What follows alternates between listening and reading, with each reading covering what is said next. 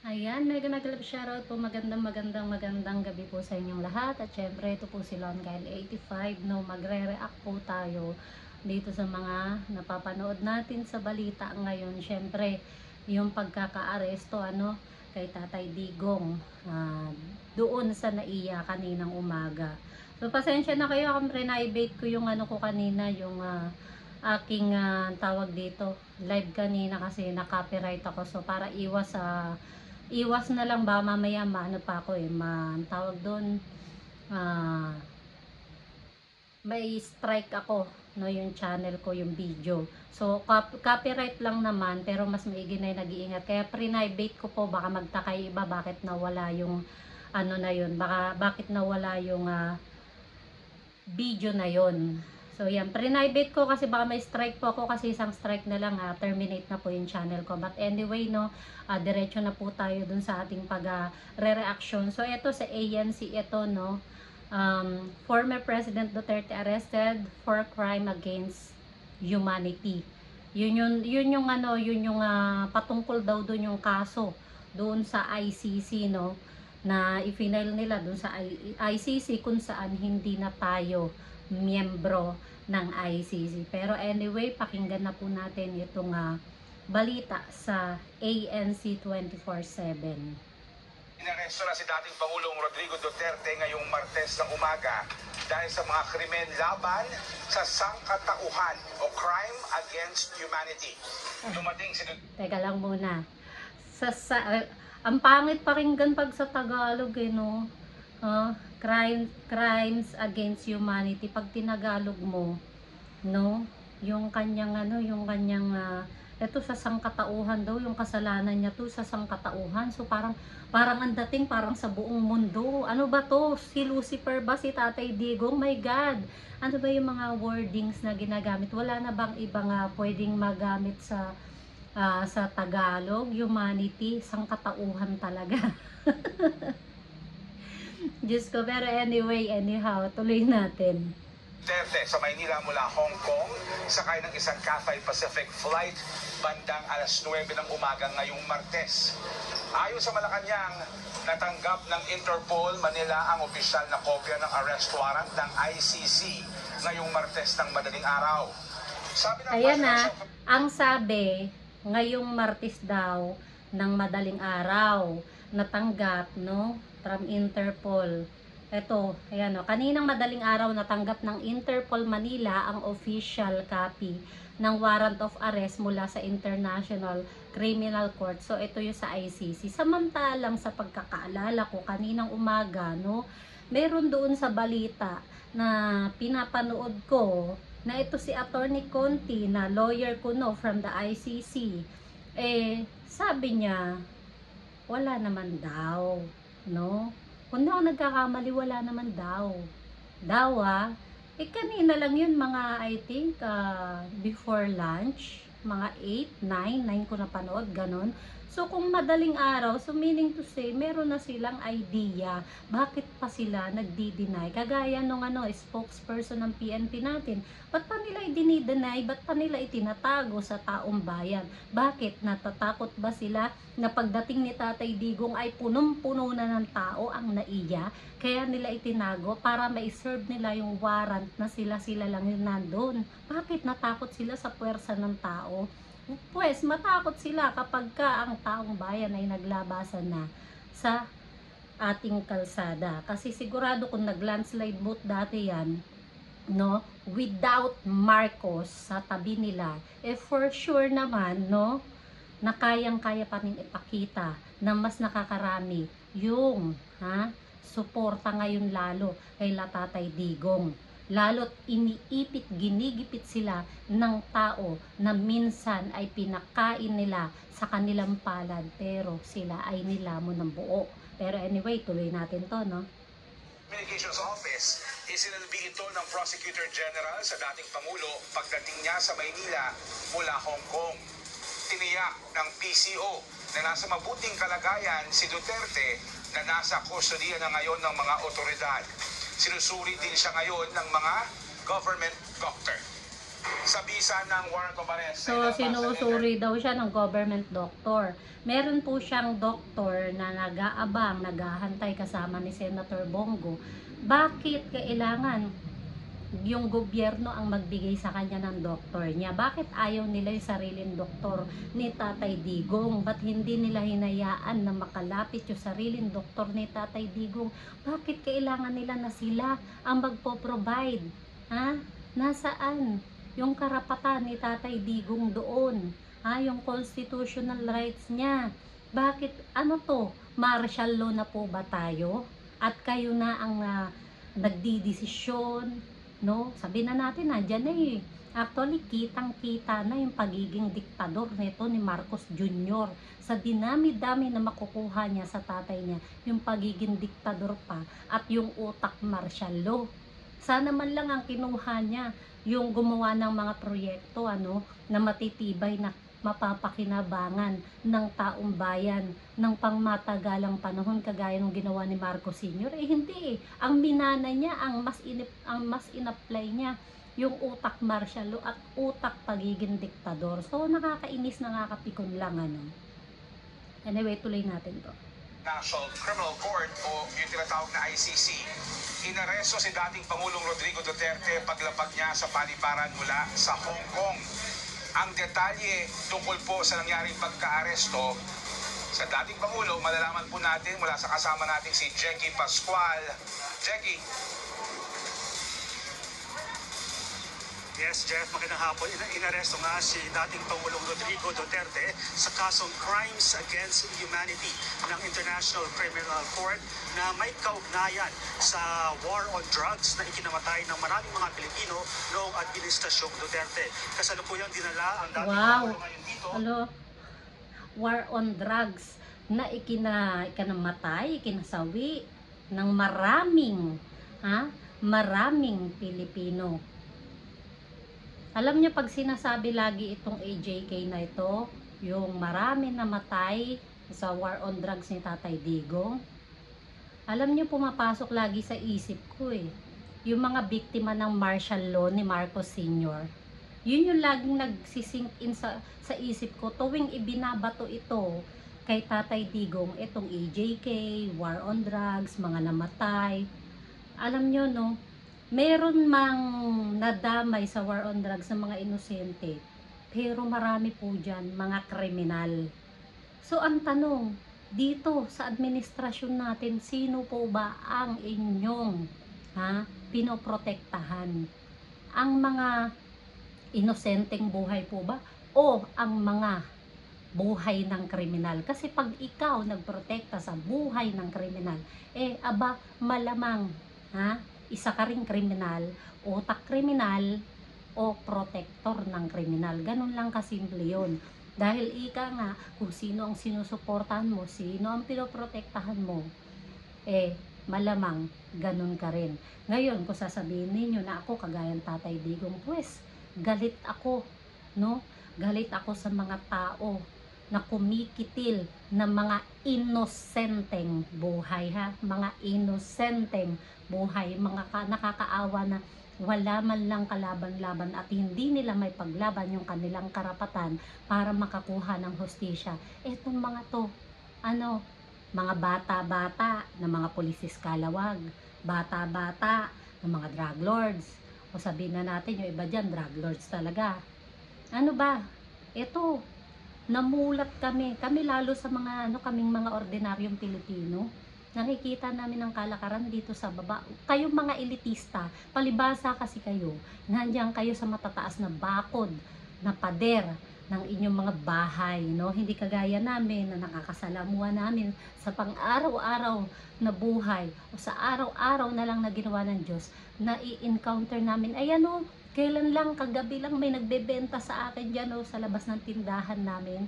Binibentahan ako, putang ina, kai-snatch lang, na kwintas, gold. Nakatakip pa yung muka, Di ko lang dala yung cellphone ko na video ko sana, di ba? Di ko lang dala doon kasi papakain ako ng pusa sa labas. Putang ina, bibentahan ako. Galing sa snatch. Ito ba ang buhay na gustong ibigay sa amin ni Marcos Jr.? Mga kriminal ang nasa paligid namin. sa may Villamor Air Base. So bali Jeff, paglapag ng NAIA Terminal 3 mula Hong Kong, ang sumalubong kay dating Pangulong Duterte ay mga pulis at mga taga-CIDG na may dala ng arrest warrant, at matapos noon pinasakay na siya sa coaster at dinala dito sa Villamor Air Base. Ayon sa Malacanang, natanggap na yung Interpol Manila ang warrant of arrest kaninang madaling araw. Kinwestiyon ni dating Pangulong Duterte ang arrest warrant at tinanong nga sa mga otoridad kung bakit siya dinala sa Villamor. At kinwestiyon na rin ng mga kaalyado ng dating Pangulo ang pagka-aresto kay Duterte. Dito Jeff, sa labas ng Villamor Air Base, dumating din kanina ang ilang mga kaalyado, kabilang na sina Salvador Panelo, Trixie Angeles, Vic Rodriguez, Philip Salvador, Silvestre Bello. At halos lahat sa kanila Jeff ay mga kinausap natin at sinabi nila illegal o questionable ang pagka-aresto kay dating Pangulong Duterte. Ayon sa kanila, wala pa sila nakikitang arrest warrant. Ayon naman sa iba, hindi na miyembro ang Pilipinas ng ICC, so dapat hindi na daw tinulungan itong ICC. So ayon sa kanila, walang basihan ang pag-aresto. At sabi din ni Panelo, ayun na nga hindi na nga tayo miyembro ng ICC. Bakit merong ganitong ganap? Ano ang gustong gawin ni Bongbong Marcos Jr. sa mga Duterte matapos niyang gamitin sila para makaupo sa pwesto?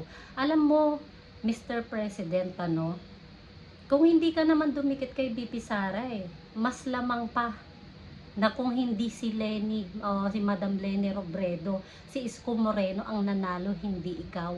Nahatak ka lang ni Sara sa totoo lang ha? Kung hindi dahil kay BP Sara, wala ka dyan sa pwesto mo, pero anong ginagawa mo sa mga Duterte? Ha? Hindi man magandang sabihin, pero napakawalang utang na loob mo. Sa dinami-dami ng presidenteng dumaan, humarang para mailibing si Apo Lakay dyan sa libingan ng mga bayani. Bukod tanging si Tatay Digong lang ang tumupad sa kanyang pangako. Tapos ginamit mo pa ang anak niya para lang makaupo sa pwesto. Tapos ito ang ibabalik ninyo, ibabalik mo sa mga Duterte. Ano sa palagay mo ang mararamdaman ng mga sumusuporta sa mga Duterte ng mas nakakaraming Pilipino? Nakakahiyaman sabihin, pero mas malaki pa nga ang boto ni BP Sara kaysa sa'yo bilang Pangulo. Pero inyo, wala na tayo sa ICC hindi na tayo miyembro. Pero ito, ginawan ng paraan ni Bongbong Marcos, para lang i-turn over doon sa ibang bansa ang dating Pangulo ng Republika ng Pilipinas, para na ninyong sinasabi sa amin na napakawalang kwenta ng Supreme Court natin. Ganun po ba, Mr. President Bongbong Marcos? Ang gusto ninyong iparating sa sambayan ng Pilipino, napakawalang kwenta ng Supreme Court natin para i-bypass nyo sila at ibigay si Tatay Digong diyan sa ICC kung saan hindi na tayo miyembro. Kaya nga sinasabi na tawag dito, illegal yung inyong ginawa na naman kay Tatay Digong. Sige lang, pagbutihin lang ninyo, ipagpatuloy lang po ninyo yung inyong mga ginagawa. Hindi pa rin po namin nakakalimutan ang usapin natin sa BICAM. At yung mga alipores po ninyo sa Kongreso at Senado, pakisabi, sagutin na po nila ang ating Korte Suprema. Pakisagot yung mga i-final sa kanila doon sa Korte Suprema. Tinatakpan ninyo ng issue na to Bakit? Natakot ba kayo doon sa nangyari sa Hong Kong na halos hindi na makontrol ng mga pulis? Ang dumadagsang mga Pilipino na gustong magpakita ng suporta kay Tatay Digong, tapos sasabihin lang nitong ating COMELEC chairman na napakagaling, COMELEC Chair Garcia, sobra pong pang-iinsulto ginawa nyo sa mga kapwa natin Pilipino sa Hong Kong.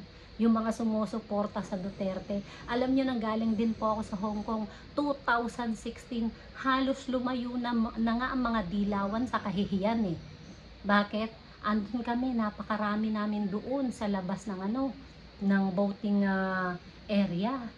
Sila nandun na sa malayo, lumayo na. Bakit? Nakakahiya dahil sobrang dami. Kumbaga sa 1% lang out of 100%. Ha? 1% lang ang mga sumusuporta sa Dilawan that time. Ngayon nakita ninyo, ha? Yun nangyari sa Hong Kong, and then pagdating dito, eto ang ginawa ninyo para lang pahinain, ha? Ang kampo nila Tatay Digong, ang PDP laban, hindi. Sa ginawa ninyo kay Tatay Digong, kala ninyo mapapahina ninyo, mas lalo po ninyong ginagalit ang taong bayan. Nanggaling ako ng Hong Kong, yang 200 Hong Kong dollar na sinasabi ninyo, sabihin ko na po sa inyo, barya lang po yan sa sweldo sa Hong Kong, ha? Dahil hindi po pare-pareho, almost 5,000 na po ngayon, nasa 4,900 Hong Kong dollar ang sweldo sa Hong Kong. At hindi po lahat yan pare-pareho ng sweldo. Dahil nung nanggaling din ako dyan, actually ako noon, above minimum wage na po ako doon. Hindi po pare-parehong sweldo dahil meron pong matataas ang sweldo na kagaya namin, above minimum wage po kami, at yan sinasabi ninyo na 200 Hong Kong dollar, ha? Barya lang po yan sa mga OFW sa Hong Kong para sabihin ninyong binayaran, ha, yung mga pumunta doon para magbigay ng suporta kay Tatay Digong.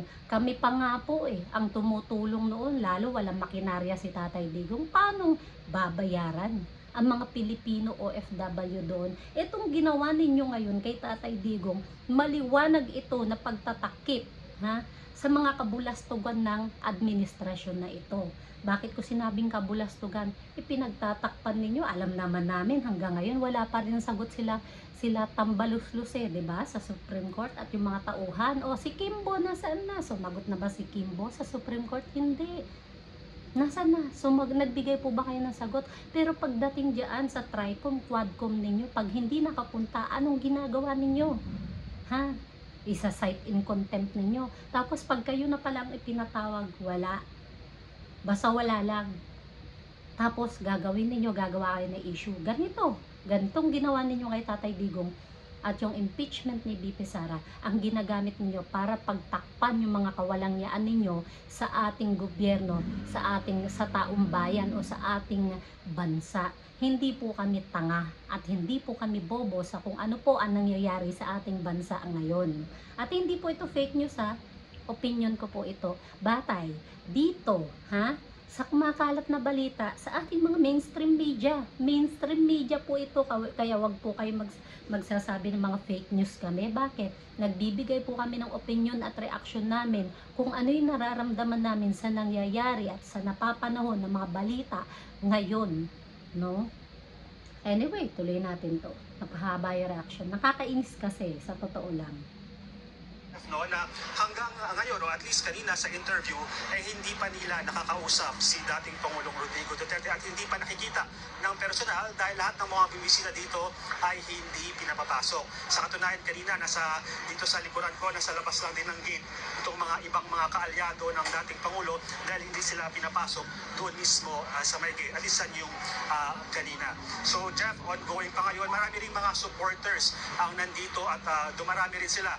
Yung ilang mga supporters na doon lang nakatambay doon. Pero kanina, nandun sila mismo sa may gate. Pero ngayon, lumipat na sila. At ang panay chant nga nila, Jeff, nung narinig ko. Sayang, no?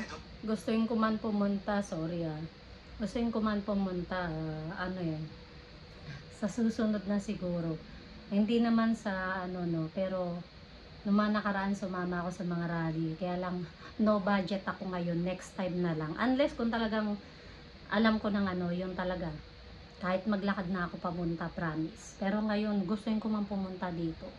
No budget Pero hanggang reaction muna ako. Tsaka, syempre, dito maibibigay ko naman yung aking tawag dito sa loobin, no?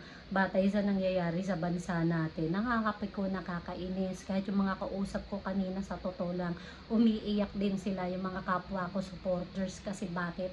Nakakainis na matapos magsilbi, ialay ni Tatay Digong ang buhay niya sa bansa para lang mabago, no, mula kay Noy nung ako'y OFW pa. Yan nangyayaring laglag bala dyan sa airport. Sa totoo lang naabutan ko po yan, no. Masakit sa aming OFW yung lapastanganin ka ng mga kapwa mo Pilipino. Kaya maraming OFW ang nagsisikap sa ibang bansa para mabago ang buhay ng aming mga pamilya dito sa Pilipinas nang hindi inaapak-apakan ng mga katulad ng mga walang yang ito na nasa gobyerno. Dahil ang tingin nila sa atin, maliliit, no? Mga mabababang tao, mabababang uri ng tao, kaya ganyan na lang ang trato nila sa mga Pilipino, ginagawang bobo. Hindi kami bayad, hindi kami bayad. Yun yung laging sinisigaw nila at sinasabing suportado nila at mahal nila ang dating Pangulo. So Jeff, sa ngayon, nag-aantay pa rin tayo dito kasama ng iba pang mga media para nga ito sa isang kumbaga napakalaking istorya ngayong taon o ngayong araw at inaabangan natin ang latest developments pa dito sa pagka-aresto sa kay dating Pangulong Rodrigo Duterte. So far, sa mga dadaan ng Andrews Avenue, inadadaanan pa naman ang kalsada, maraming mga traffic enforcer at mga pulis na nakapaligid dito sa buong area sa labas ng Villamor Air Base. Pwede pa daanan ng mga motorista. Pero dito, syempre, sa harap mismo ng Gate 5, kung nakikita nyo naman sa likuran, kung maraming mga media dito na nakaantay rin at dito sa mga sa kanan at kaliwa ko, marami rin mga tao na nag-aabang at nakikinood din sa posibleng mangyari dito sa labas ng Villamor Air Base. Jeff, balik sa'yo. Jackie, yung unang tanong siguro ay bakit kayo nasa Villamor Air Base o bakit dyan diniretso si dating Pangulong Rodrigo Duterte? Jeff, wala pang malinaw na kumaga sagot ang gobyerno, ang pulis dito kasi lahat ng pati media hindi rin pwedeng kumaga pumasok sa loob ng Villamor Air Base. Pero ang isa sa mga naging usap-usapan kasi ang Villamor Air Base ay katabing-katabi lang ng Ninoy Aquino International Airport Terminal 3. Actually, yung Terminal 3 nandito lang, pwede mong lakarin. So, posibleng yun na rin yung pinakamalapit na facility. Pero so far, yung pinaka-verified nasagot dyan, Jeff, wala pang malinaw na binibigay sa atin. Kasi noong una, alam natin na ang mga opsyon ay posibleng sa Karami dalhin o dito nga sa airbase na malapit lang sa NAIA Terminal 3, Jeff. May mga usap-usapan din. So, yun no. Kasi ang sinasabi nitong reporter dahil siguro sa malapit kaya doon din dinala. Hindi po kasi bakit. Meron kasing bali-balita, di umano, no? Na ito si Tatay Digong ay baka, no? Ilipad papunta ng Netherlands kung saan nandoon ang ICC. Bakit, no? Narinig ko ito kanina kasi sa interview kay Attorney Sal Panelo na sila ay di umano, no? Di umano naghahanap ng malaking eroplano. So para saan ang malaking eroplano? Para dalhin mo ng Villamor Air Base, 'di ba? So sinong hindi mag-iisip na may posibilidad anytime na ilipad nila si Tatay Digong papunta sa Netherlands? So bakit nila itinatago? Bakit hindi nila gustong ipaalam sa taong bayan itong kanilang mga gustong gawin sa mga Duterte? Natatakot ba sila na agad-agad baka mauna pa si Bongbong Marcos na matanggal sa posisyon? Pag nabuwisit na ng bonggang-bongga ang taong bayan, ngayon pa lang ang dami ng galit na galit. What more pa pag inilipad yan papunta ng Netherlands? Diba? Netherlands talaga yan. Netherland. Without S. Baka mamaya sabihin na naman ng mga perfectionist dyan Ano ba yan? Nilagyan pa na S. Sorry naman. Tao lang. Di ako kagaya nyo. Hayop, tarantado, demonyo pa. Diba? Tuloy natin. Jackie, nabanggit yung ilang mga analyst na nakausap natin na posibleng dumiretso na raw sa The Hague. Itong si dating Pangulong Rodrigo Duterte, wala pa bang nagbibigay ng kahit anong impormasyon tungkol sa ganung posibilidad? Teka lang, commercial pa talaga naman. So yun na nga yung sinasabi ko kasi may bali-balita Yes, tama ka, Jeff. No? Lumabas din yan sa mga interviews kanina. Tinatanong din ito sila sa Attorney Salvador Panelo, Attorney Sylvester Bello, at pati si Trixie Angeles sa mga na-interview natin, yung posibilidad na dalhin na ba agad-agad si dating Pangulong Rodrigo Duterte sa The Hague, sa Netherlands, kasi doon yung, kumbaga, yung hearing o yung kaso. Ang sagot nila, dapat hindi pa daw. Kasi para sa nila, dapat dumaan muna sa proseso, dapat may Philippine court na mag-a-approve o magsasabing pwede nang ibigay ang Filipino citizen na yan doon sa abroad o sa ibang korte. So yun yung mga gusto nilang linawin din sa hanggang ngayon, hindi pa nila nakakausap o nakikita ng personal si dating Pangulong Duterte. Pero tama ka, Jeff, yan ay isang usapan din dito, kahit dito on ground, kung dadalhin na ba siya na isang sa mga posibilidad kung bakit dito lang sa Villamor Air Base. Pero so far, wala pang malinaw na, kumbaga, na kung totoo ba na dadali na siya. Pero ayon sa mga abogado ng dating Pangulo, hindi pa dapat mangyayari yon at kailangan pa dumaan sa proseso. In fact, si Trixie Angeles may nabanggit din na pwede pa daw i-bail itong si dating Pangulong Duterte. Kaya marami pang tanong, Jeff, dito sa labas ng Villamor Air Base kung saan din na mahigpit din ang seguridad at bawal na rin lumapit. Kasi kung kanina, pagdating namin dito, wala pang mga pulis doon sa may Gate 5. Kaya pwede pang lumapit doon sa gate, pero after siguro by 1 p.m. ayan na, may mga pulis na dyan, nakaharang na gate, nakalock na mismo yung gate, at pati yung paligid dito, truck na ng mga pulis ang nandito sa area. Kaya talagang mahigpit ang seguridad dito. Kaya Grabe, no? Truck ang mga pulis. Naalala ko tuloy nung yung sa KOJC Siege, no? Ano ba to? Ano ba si Tatay Digong? Ha? Terorista ba siya? Nga sa pagkakaalam ko, lumaban sa terorista. Kasi bakit? Yung sa Marawi Siege, diba? Kung hindi si Tatay Digong ang doon, ang presidente doon, wala na. Yung sa Marawi, wala ng Pilipinas. Kung ito si Bangag lang ang naging presidente, mayayari tayo ng terorista. Hindi bagay kay Bangag maging presidente. Weak. Tapos ito si Tatay Digong na napakaraming nagawa sa ating bansa. Ganito nyo lapastanganin. Tapos magtataka kayo kung bakit nagagalit ang taong bayan. Sa tingin ninyo, lahat ng mga pulis kakampi ninyo. Yung iba dyan, sumusunod na lang. Sumusunod na lang sa utos ng nasa taas, dala ng kanilang trabaho. Pero kapag lumabas ang taong bayan, yung mga yan na nagmamalasakit kay Tatay Digong, yan ang magpoprotekta sa mga tao. Hindi para protektahan si Bangag. Dahil ang proteksyon ng mga yan para sa tao, hindi para sa iilan lang. Para sa media at para na rin syempre sa mga supporters dito, Jeff. Jackie, base sa impormasyon na natanggap mo mula dyan sa inyong pwesto, sino-sino yung mga kasama ni dating Pangulong Duterte dyan sa loob ng Villamor Air Base? Base sa initial na informasyon, Jeff, ang pamilya ang kasama ni dating Pangulong Rodrigo Duterte. At kanina si Senator Bongo ay nag-attempt din nung pumasok pero hindi siya pinapasok at ang pinayagan lang ay yung doktor ni dating Pangulong Duterte. At kasi giniginit ni Senator Bongo na maraming sakit daw itong si dating Pangulong Duterte kaya kailangan yung doktor. So hindi pinapasok si Senator Bongo pero pinapasok yung mga doktor at sa mga informasyon na nakalap natin, kasama rin ang pamilya Jeff sa loob ng Villamor Air Base. Maraming salamat, Jackie Pascual. Grabe, no? Pati si Senator Bongo na personal, no? Sabi na natin na personal assistant ni Tatay Digong, hindi nila pinayagan makapasok. Anong meron? Buti na lang pinayagan pa yung mga doktor pagdating sa Villamor Air Base, no? Tsaka si Miss Hanel at syempre si Kitty nandun, no?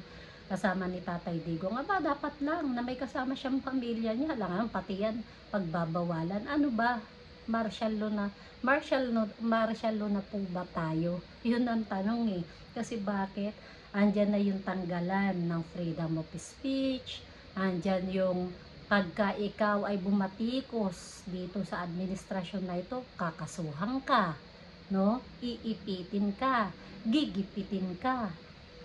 Sabi ko nga, no, yung nangyari sa Hong Kong, hindi, I think ito yung nangyari sa Hong Kong, nakita nila, dami kasing sumuporta no?